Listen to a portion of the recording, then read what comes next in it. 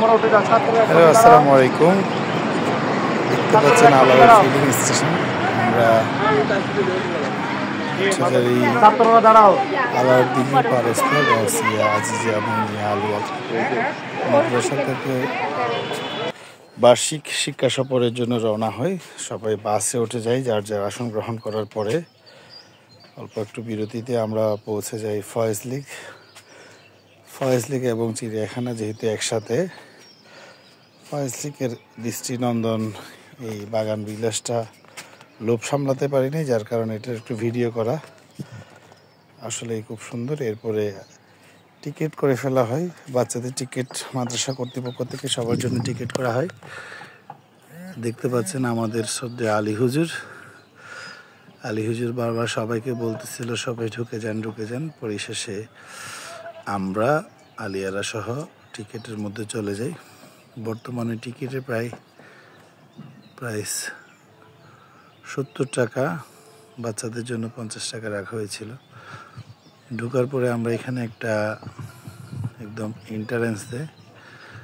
আমরা প্রথমে চট্টগ্রাম চিড়িয়াখানার সম্পূর্ণ ম্যাপটা দেখে নিই। 10.2 একর এরিয়াতে মিলে চট্টগ্রামের চিড়িয়াখানা, পাহাড় বেষ্টিত, খুব সুন্দর। এবং এখানে একটা নেম ফলক আছে যেটা চট্টগ্রাম চিড়িয়াখানার স্থাপনের সাল 26শে ফেব্রুয়ারি 1989 চট্টগ্রাম চিড়িয়াখানা। এবং এখানে যারা ভূমি জায়গা দান করেছে এবং বিভিন্ন সময় পশু পাখি দান করেছেন তাদের নাম ঠিকানা আছে। শুরুতেই টিকিট কাউন্টারের বক্সটা একটা সুদৃশ্য হাতি এবং জিরাফ দিয়ে গেটটা সাজানো। ঢোকার পরে আপনাদের প্রথমেই যে জিনিসটা চোখে পড়বে সেটা হলো যে ময়ূরের খাঁচা, বিশাল একটা খাঁচা। ময়ূরের খাঁচার মধ্যে অনেকগুলো ময়ূর, দেশি ঘুঘু এবং বাইরের কিছু ক্রিস্টেড ঘুঘু পাখি আছে। ময়ূর আসলে দেখতে খুব সুন্দর। ময়ূর যখন পেখম মেলে, বিশেষ করে পাখির মধ্যে আমরা হয়তো অনেকেই জানি অনেকেই জানি না, পুরুষ পাখিগুলো সুন্দর হয়েছে ময়ূর, এবং ময়ূরের মধ্যে ময়ূর দেখতে সবচেয়ে সুন্দর বা পেখম মেলে। এই ধরনের যে কোনো পাখি প্রজাতির মধ্যে কম বেশি আমরা যারা পাখি বা বাইরের হাঁসগুলো দেখি আমরা জানি যে পুরুষ হাঁসগুলো সুন্দর হয় মহিলাকে আকর্ষণ করার জন্য। এবারে আমাদের সাথে যেহেতু আহনাফ খুব পশু পাখি পছন্দ করে, আহনাফকে নিয়ে গেছে, যার কারণে ওরা আম্মুর সাথে গেছেন। দেখেন খুব সুন্দর দুইটা ময়ূর দেখা যাচ্ছে। ময়ূরগুলো আসলে সুন্দর, যে কোনো পরিস্থিতিতে আপনার মন ভালো করে দেবে। আমরা ছোটোবেলায় একটা জিনিস দেখতাম, ময়ূরের পেখম যদি মেলে, যে ময়ূরের পেখমের বিষয়টা যদি বইয়ের মধ্যে বা অনেকে বলে কোরআন শরীফে রাখলে এখানে ঢালপালা হয়, আসলে এরকম কিছু না। এটা সুন্দরের জন্য আসলে মানুষ রাখে। খুব সুন্দর, পরিচ্ছন্ন, গোছানো। এরপরে দেখেন বান্দরের বান্দরামি। এই বান্দরগুলো নামে বান্দর হলেও আসলে তেমন বান্দর না, এরা খুব শান্তশিষ্ট, যদি একটু লাফালাফি দৌড়াদৌড়ি তো করবেই, স্বাভাবিক। বনের জিনিসকে যখন আপনি খাঁচাই দিবেন তখন তো স্বভাব যতই ওরা একটু লাফালাফি করবে।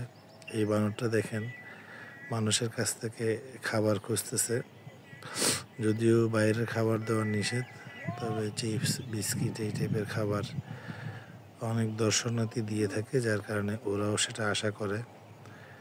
আমরাও চেষ্টা করছিলাম একটু চিপস দেওয়ার জন্য, আমার মিসেস দিল, ওরা নিচ্ছে। বিশেষ করে বাচ্চাদেরকে জিনিসটা দেখানোর জন্যই করা।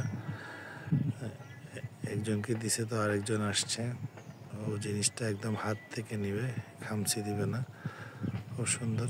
আহনাফও একটু ট্রাই করছিল, আহনাফের হাত যেহেতু ছোট ওটুক যাচ্ছিল না, ও বলতেছিল ওটাকে দাও এটাকে দাও। বান্দরগুলা চিপস খাচ্ছিল। পরবর্তীতে আলিয়া এসে আলিয়াও একটু দেওয়ার চেষ্টা করলো। আহনাফ তো খুব খুশি, পুরা চিড়িয়াখানা ঘুরে ঘুরে দেখতেছিল, দৌড়াচ্ছিল। এখানে ময়ূরের যে খাঁচাটা ছিল এর মধ্যে যেহেতু কিছু ন্যাচারাল গাছ আছে ওখানে পানি দেওয়ার চেষ্টা করতেছে আর ধুলা যাতে না উড়ে। এই দিন সঙ্গত কারণেই আলিয়া খুব খুশি।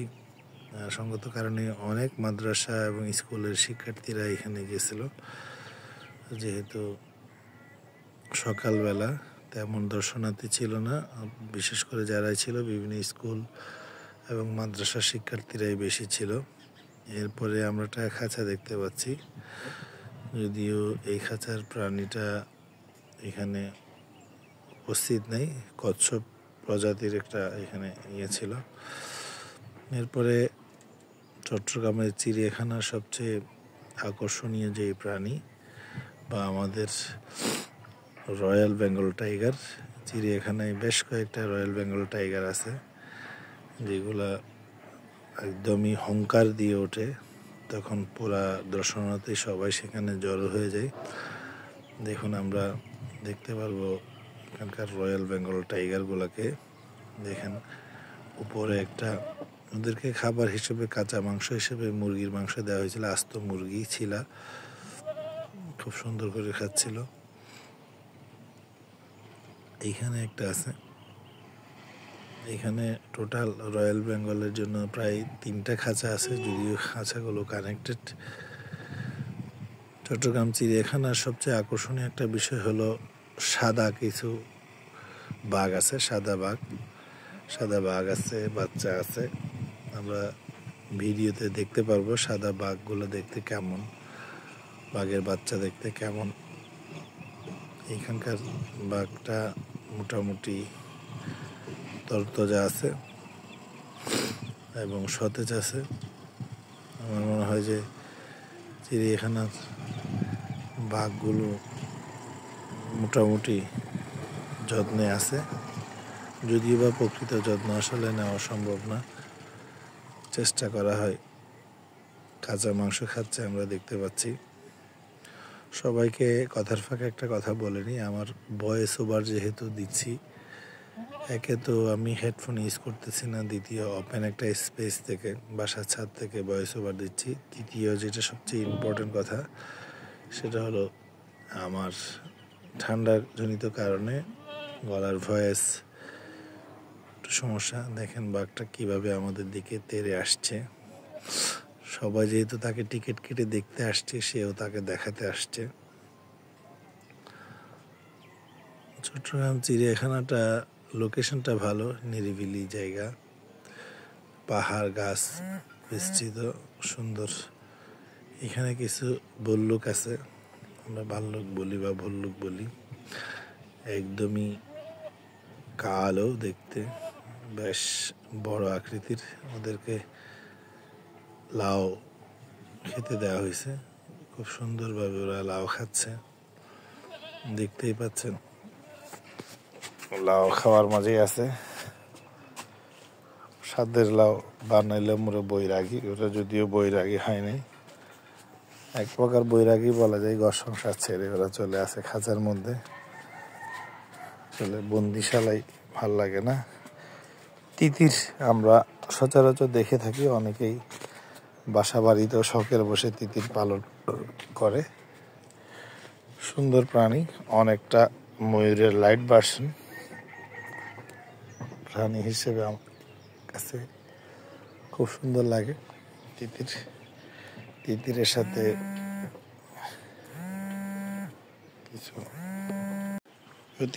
সাথে আরো কিছু আমাদের পরিচিত আমরা দেখতে পাচ্ছি। এটা আসলে কিছু আলপনা, সিংহের আলপনা, প্রজাপতি ফুল, আলপনাগুলো সুন্দর। বাঘ, আমার মনে হয় যে আমরা কেন জানি বাঘ আঁকতে গেলে একটু এলোমেলো হয়ে যায় সবার। বাগান বিলাস ফুল, এখানেও যে বলছিলাম যে সাদা বাঘের কথা, এইখানে আমরা সাদা বাঘগুলো দেখতে পারবো।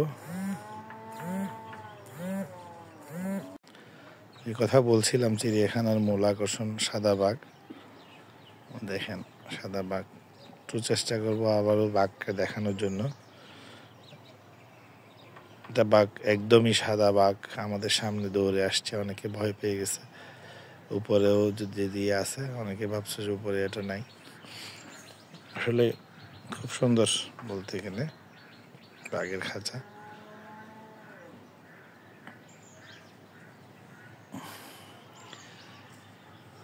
বেশিরভাগ সময় আমরা বাঘের খাঁচায় থাকার চেষ্টা করছি, যেহেতু সচরাচর অন্য প্রাণী দেখা গেলেও বাঘ দেখা যায় না। বাঘ দেখতে গেলে আমাদেরকে চিড়িয়াখানায় যেতে হয়। সুন্দরবনে যদিও বা বাঘ দেখা যায়, আমার ব্যক্তিগতভাবে আমি 3 বার সুন্দরবন গেছি, কখনো সরাসরি বাঘ দেখি নাই। আর সাদা বাঘটা আসলে দেখতেই সুন্দর, অনেক আনকমন একটা জিনিস। এটা আমাদের সচরাচর হলুদ রঙের যে ডোরাকাটা রয়্যাল বেঙ্গল টাইগার। বাচ্চারা আসলে খুব এনজয় করছিল। এর মধ্যে একটা প্রাণী দেখেন, পুরা বাঘটা কিভাবে হাঁটা চলা করতেছে, খুব কমফোর্ট। এখানে বাচ্চা আছে ওদের। আমার মনে হয় যে চট্টগ্রাম চিড়িয়াখানা অন্তত বাঘের দিক দিয়ে সফল। আমার জানা মতো এখানে বেশ কয়েকবার বাঘের বাচ্চা প্রসব করছে, সাদা বাঘ এবং হলুদ বাঘ দুইটাই। আমাদের পরিচিত একজন, আমাদের যে উপজেলায় নির্বাহী কর্মকর্তা রুহুল আমিন সাহেব ছিলেন, উনি আমার জানা মতে খুব দেখাশোনা করতেন, চিড়িয়াখানার বাঘগুলোর খোঁজ খবর রাখতেন। ওনার ভিডিওতে আমরা প্রায় সময় দেখতাম।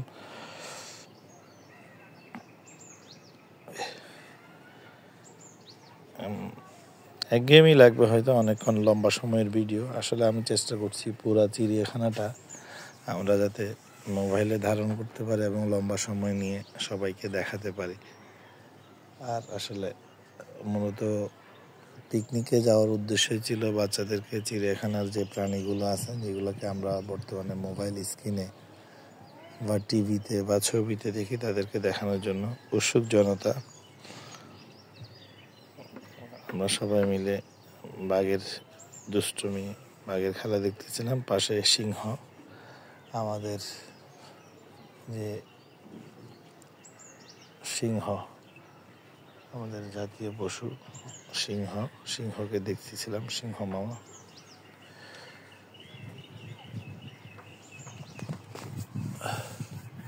বনের রাজা, জাতীয় পশু না দুঃখিত, বনের রাজা সিংহকে দেখতেছিলাম।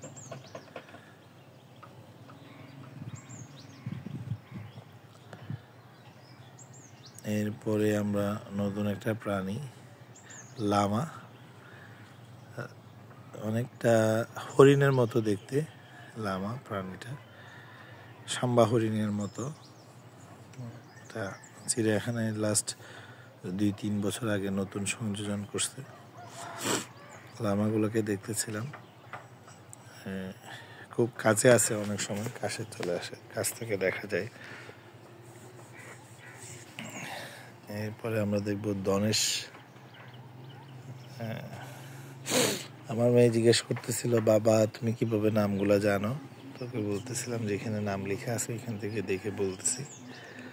যেহেতু মোটামুটি আমরা প্রাণীর ভিডিওগুলো দেখি, যার কারণে পরিচিত। এরপরে খুব কমন একটা প্রাণী, সজারু, যেটাকে আমরা দেখলে খুব ভয় পাই।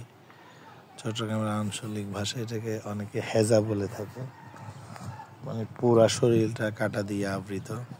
আমার মেয়ে প্রশ্ন করতেছিল, বাবা এদের শরীরে এগুলা কি কাটা কেন?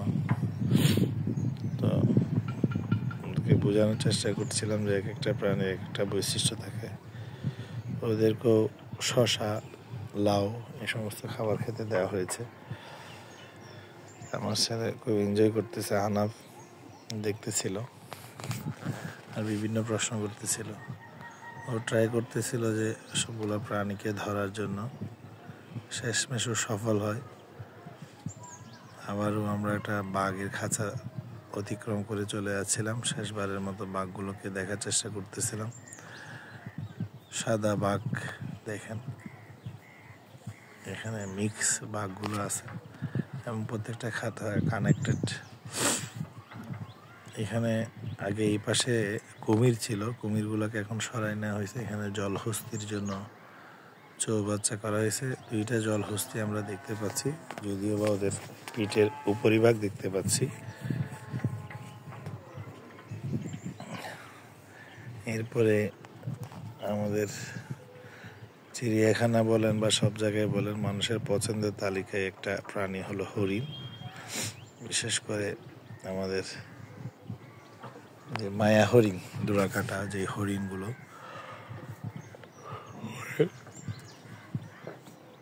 দেখা যাচ্ছিল, অনেকগুলোর শিং আছে, অনেকগুলোর শিং নেই। আলিয়া প্রশ্ন করতেছিল, বাবা এগুলার তো শিং নেই। শিং প্রাপ্তবয়স্ক হরিণের মধ্যে শিং হয়, মেল ফিমেল বের হয়, একটু ছোট বড় থাকে। এই হরিণগুলো দেখতে খুব সুন্দর। হরিণ কিন্তু চাইলে হরিণের বাণিজ্যিক খামার বা শৌখিনভাবে হরিণের খামার করা যায়। প্রাণী সম্পদ অধিদপ্তর থেকে অনুমতি ক্রমে ওইখানে আছে, দেখা সাপের খাঁচায় চলে যায়।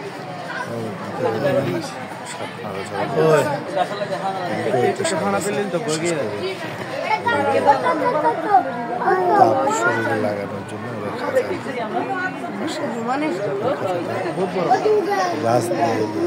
আসতেছে, এটা লেস কোথায় দেখো, এখানে হাঁটতেছে, লেস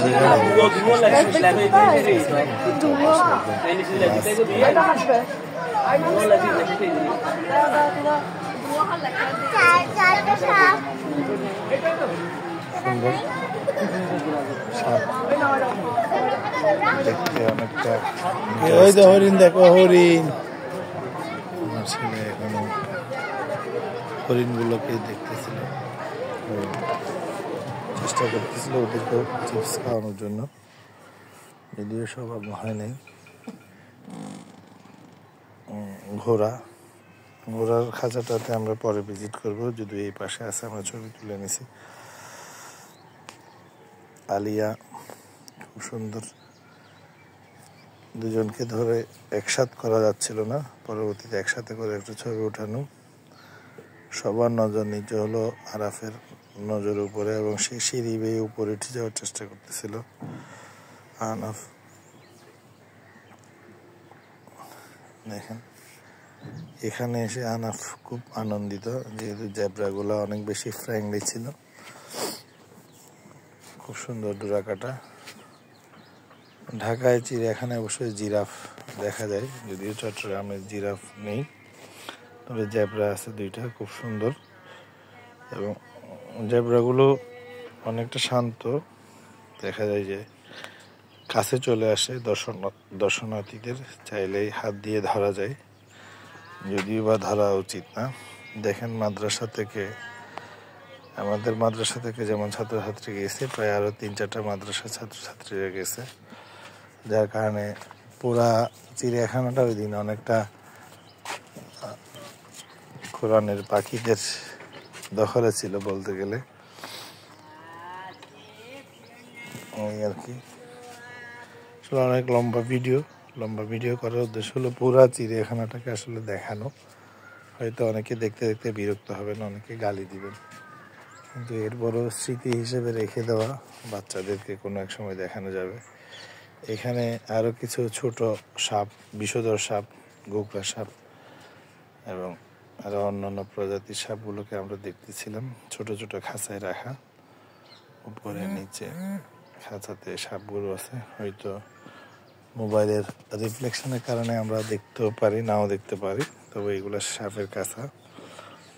একটা বলতে গেলে যে জেব্রার যে খাঁচা ছিল, খাঁচার পাশেই, জেব্রার খাঁচার পাশেই দুইটা জেব্রা একসাথে মানুষের সান্নিধ্য, ভালোবাসা গ্রহণ করছে।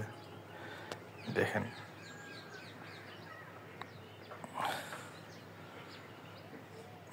নিচে যদি আমার মনে হয় যে কোনো কারণে যদি ঘাস দেওয়া যেত বা মাটি হলে আমার মনে হয় আরও ভালো হতো। হয়তো পরিষ্কার পরিচ্ছন্নতার একটা বিষয় আছে, বালি থাকলে হয়তো সহজে পরিষ্কার করতে পারে, যার কারণে বালি দেওয়া।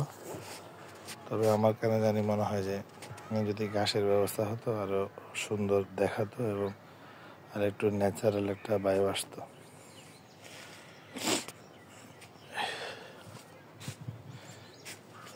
দেখেন অনেকগুলা গোড়া দেখতে এরকম, শুধু কালারের পার্থক্য। আহনাফ সাপ দেখতে পারেনি, এই জন্য আবার আসছে সাপ দেখতে, বিশেষ করে সাপের নাড়াচাড়া দেখতে।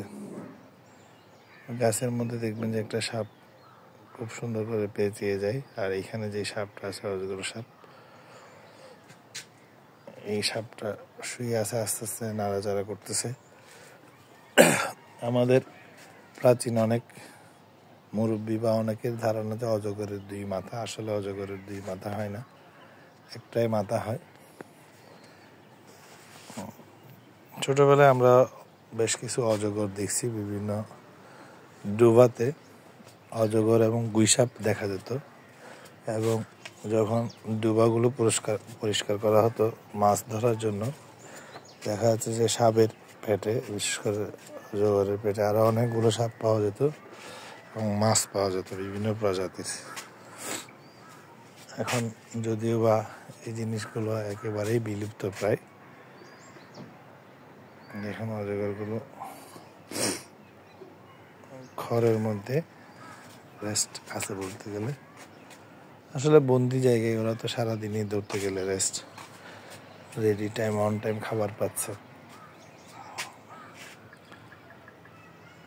আহনাফ একদমই উপরে উঠে দেখার চেষ্টা করতেছে সাপগুলো কি করতেছে, বিভিন্ন প্রশ্ন করতেছিল। আর দুষ্টমি তো মাশাআল্লাহ এক নাম্বার। ওই বলছিলাম যে একটা অজগর গাছের সাথে পেঁচিয়ে যাচ্ছে, দেখেন আস্তে আস্তে চলে যাচ্ছে গাছের উপর দিয়ে। অজগর নিয়ে আপনাদের কোনো কিছু বলা থাকলে বলতে পারেন। কে কে অজগর সাপ সরাসরি দেখছেন? ইদানিং তো বিভিন্ন জায়গায় অজগর সাপ পাওয়া যাচ্ছে। রাসেল ভাইপার দেখার খুব শখ। রাসেল ভাইপার বাংলাদেশের কিছুদিন আগের খুব পরিচিত একটা টপিক ছিল, রাসেল ভাইপার। যাওয়ার বেলায় আহনাফ দেখেন এটা হরিণ খুব কাছে পাইছে এবং ধরার চেষ্টা করতেছে। চট্টগ্রামের ইয়েতে এখন ক্যাঙ্গারু আছে,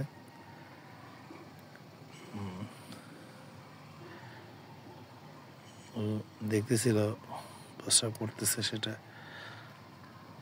আর বলতেছিল, দুষ্টুমি করে বলতেছিল।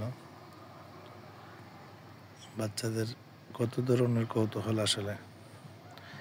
আলিয়া এর আগের বারও যেহেতু চিড়িয়াখানায় মাদ্রাসা থেকে পিকনিকে গেছে, তার মনে আছে দোলনায় চড়ার কথা। এই পাশ দিয়ে দোলনা আছে, সে দোলনায় যাওয়ার কথা বারবার বলতেছিল। একটু পরে অবশ্যই আমরা দোলনার দিকে যাব। যাওয়ার আগে আবারও কিছু বানর, মুখ পোড়া হনুমানের সাক্ষাৎ। চিড়িয়াখানা থেকে নেমে এই খাঁচাগুলো আছে, উপর থেকে সিঁড়ি দিয়ে নামে ডাউন হিলেও বেশ কিছু খাঁচা করা হয়েছে, এখানে কিছু প্রাণী রাখার চেষ্টা করছে।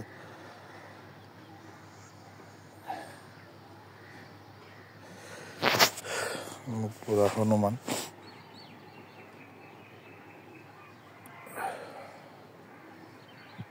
খুব সুন্দর, আসলে মানুষজন উৎসুক হয়ে দেখতেছিল। এবার আহনাফ ঘোড়া দেখতে চলে আসছে। ওর গাধা ঘোড়ার চেয়েও গরুর প্রতি খুব একটা আলাদা আকর্ষণ। সারাদিন কাউ দেখবে অনেকটা কাউ মনে করে সে উৎসুক হয়ে যায়, কিন্তু সে দেখে যে এগুলো আসলে কাউ না। তারপর বলতেছিল কাউ দেখবে। চিড়িয়াখানায় কিছু গয়াল প্রজাতির গরু আমরা দেখতে পাই, সে খুব আনন্দ উপভোগ করে এগুলো দেখে। আস্তে আস্তে আমরা প্রাণী দেখা শেষ করে যেই পাশে দোলনাগুলো লাগানো আছে ওই পাশে যাওয়ার চেষ্টা করছি। যাওয়ার আগে ঘোড়ার সাথে ছবি তুলে নিচ্ছি। আলিয়ার আম্মু, আহনাফ। ভিডিওটা বেশ লম্বা হচ্ছে, লম্বা হলেও আমার মনে হয় যে এটা আমাদের উপকার হবে। এবার আমরা চলে আসছি পাখির খাঁচা।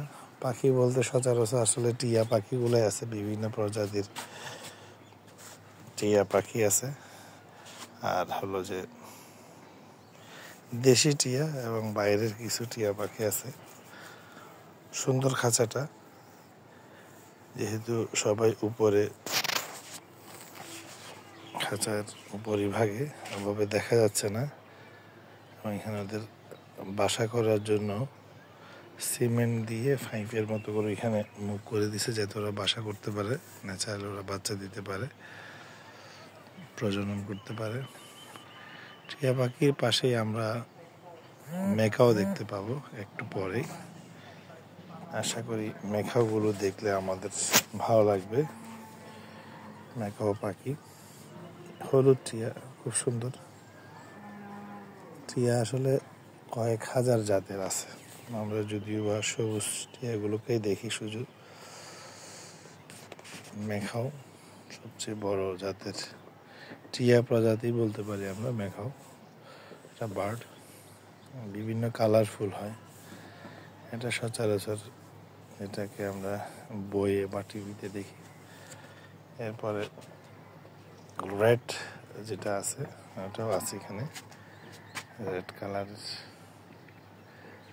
জুড়িটা একসাথে আছে।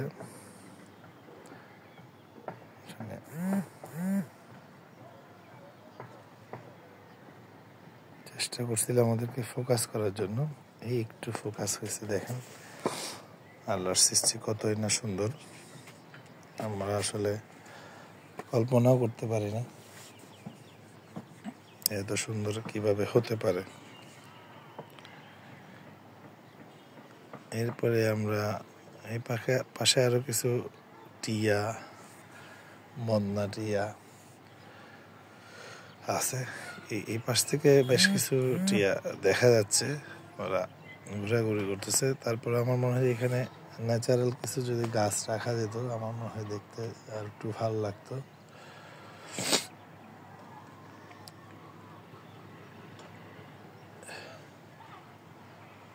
পরবর্তীতে আমরা এখানে আরো কিছু পাখি দেখতে পাই, বিশেষ করে ঈগল প্রজাতির পাখি। ঈগল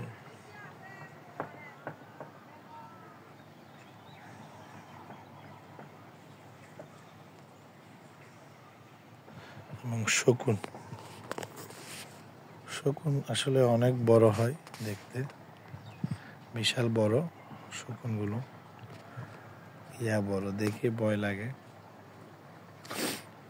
আরো ক্লোজ আমরা শট নেওয়ার চেষ্টা করব, আশা করি দেখাতে পারবো।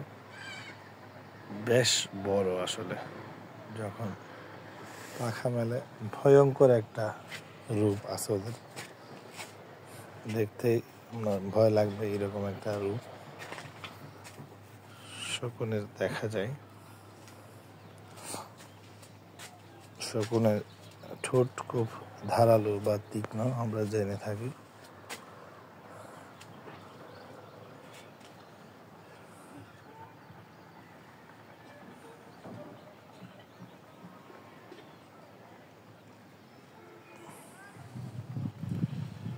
আমরা একটা খাঁচা শেষ করার আগেই আহনাফ আরেকটা খাঁচায় দৌড়ে চলে যাচ্ছিল, নতুন কি দেখা যাবে, নতুন কি দেখা যাবে, নতুন কি আছে। আলী একটু ছবি তুলতে খুব পছন্দ করে, চেষ্টা করে ছবি তোলার জন্য। এদিক থেকে ফয়েজ লেকের কিছু অংশ দেখা যায়, আমরা দেখতেছিলাম। একটা সময় আসলে স্কুল লাইফের কথা মনে পড়ে। 5 টাকা টিকিট ছিল চিড়িয়াখানায়, ফয়েজ লেকেও 5 টাকা। তখন ফয়েজ লেকে এত ইভেন্ট ছিল না, মানে জাস্ট একটা পাহাড় ছিল, উপরে উঠে বসার মতো, কোনো ইভেন্ট ছিল না। পরবর্তীতে আসলে ফরেস্ট লেকের সৌন্দর্য বৃদ্ধিকরণ করা হয় এবং এ করা হয়, তখন থেকে টিকিটের দাম বেড়ে যায়, রেস্ট্রিকশন বেড়ে যায়, এই আর কি। ক্যাঙ্গারু আছে, অস্ট্রেলিয়ান জাতীয় এই প্রাণী ক্যাঙ্গারু, আমরা জানি বা টিভিতে দেখি। চট্টগ্রাম চিড়িয়াখানায় গেলে আপনারা ক্যাঙ্গারু দেখতে পারবেন। তবে পাউসের মধ্যে যে বাচ্চা রাখে ওইরকম সিন দেখতে পেলে হয়তো ভালো লাগতো, বা বাচ্চারা এটা অনেক বেশি এনজয় করতো আমার মনে হয়। নিচের যে বর্ধিত অংশগুলো করা হয়েছে, ওই পাশেও এটা ধনেশ পাখি,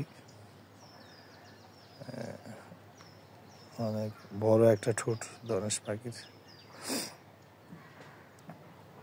এখানে হরিণ আছে, কিছু সাম্বা হরিণ। আমরা উপরে দেখছিলাম মায়া হরিণ বা চিত্রা হরিণ, এখন আমরা সাম্বা হরিণগুলো দেখব। হরিণের মধ্যে একটু বড় প্রজাতির, অনেকটা লামা দেখাইছিলাম, লামার মতো দেখতে মনে হবে। লামা আর এই হরিণগুলোর মধ্যে খুব পার্থক্য করা খুব কষ্ট।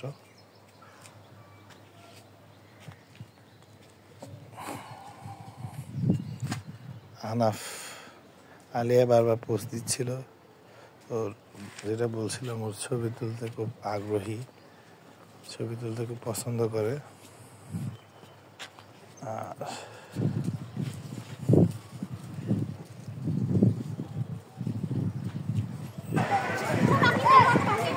দৌড়াতে পছন্দ করে, দৌড়াটাই মুশকিল, চঞ্চল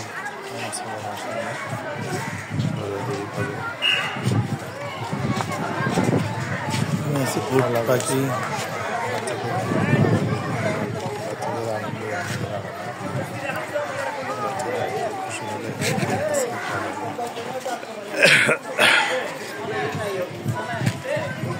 জানি না কতটুকু পর্যন্ত ভিডিওটা দেখছেন,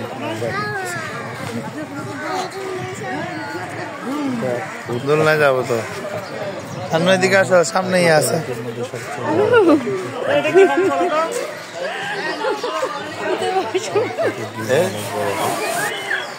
আসো এদিকে, পাখিটা দেখার পর এখানে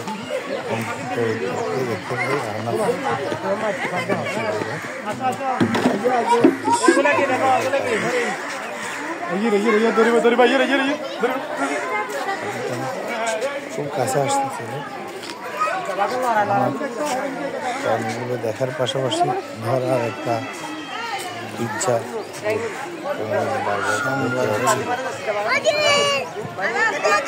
হরিণগুলোকে কাছে রাখতেছিল।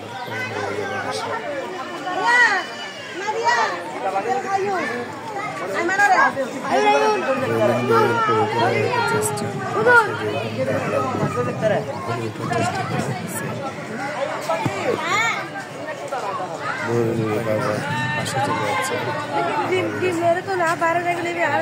একদমই কাছে চলে আসে, ভালো লাগতো। উট পাখি আর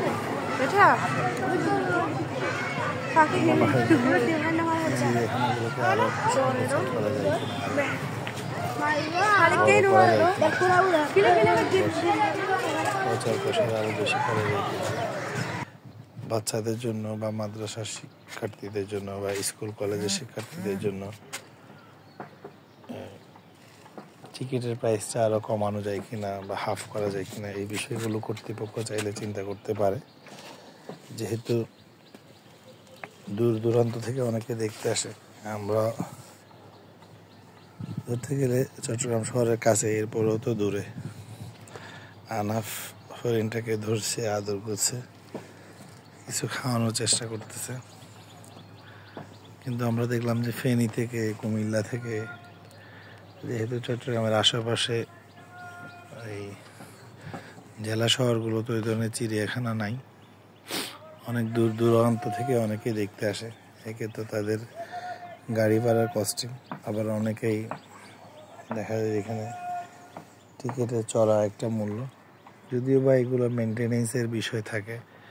এগুলো মেনটেনেন্সের জন্য আমার তো সরকারি যেহেতু আলাদা একটা বাজেট আছে বা সরকার একটা খাত আছে, আমার মনে হয় যে টিকিটের টাকা থেকে আসলে এগুলো মেনটেনেন্স করার চিন্তা ভাবনা বাদ দিয়ে এগুলো মানুষের কাছে আরও যাতে গ্রহণযোগ্য হয়, আরও যাতে দেখা সহজ হয়, সেরকম ব্যবস্থা চাইলে করতে পারে আমার ধারণা আর কি। ধন্যবাদ সবাইকে এতক্ষণ ধৈর্য ধরে আমার বকবকানি শোনার জন্য। শেষ পর্যন্ত আলিয়ারা বনের সিংহ, বনের রাজার সিংহের সাথে ছবি তুললো, গুলমাই চললো অনেকক্ষণ। এদিকে তাকাও। বেশ ভালো চড়তেছিল, আহনাফ চড়তেছিল। আহনাফের ছোট্ট একটা অ্যাক্সিডেন্ট, একটা দাও। সে পড়ে যায়। এরপরে না রাউন্ড যেটা ঘোরার ছিল ওটাতে ঘুরতেছিল, আহনাফ কান্না করতেছিল। এদিকে তাকাও আন্নু। শেষমেশ ছেলের পছন্দের কাউ বা গয়াল দেখতে পায় এবং সে খুশি। আমার মনে হয় ওরা চিড়িয়াখানাতে সেই জিনিসটাই করতেছিল, যখন গয়াল সে দেখতে পাবে, গরু দেখতে পাবে। তার মনে একটা প্রশ্ন ছিল যে এত কিছু দেখতেছি, আমি গরু কেন দেখতেছি না। গরু দেখার পরে সে এখানে উঠে, তো সে অনেকটা খুশি, আবার অনেকটা বিরক্ত, গরু দেখতে পাচ্ছি না তাই কান্না করে। আবারও পাখি দেখা শেষ। পরবর্তীতে আমরা আলিয়া চাইছিল এদিকে ওঠার জন্য, যেহেতু এর আগের বার এখানে উঠছে, এক্সপিরিয়েন্স আছে। যদিও এখানে কিছু নেই, তাই আমরা দু একটা ছবি তুলে এখানে পর্ব শেষ করি এবং পরবর্তীতে আমরা ফয়েজ লেকের মধ্যে যাই। চিড়িয়াখানার পর্বটা অনেকটা এখানে শেষবারের মতো যাওয়ার আগে জেব্রাকে আবার একটু আদর করার চেষ্টা আহনাফের, এইটুকুই। এরপরে আমরা ফয়েজ লেকে চলে আসি। আল্লাহ হাফেজ, দেখা হবে আবারও পরবর্তী ভিডিওতে।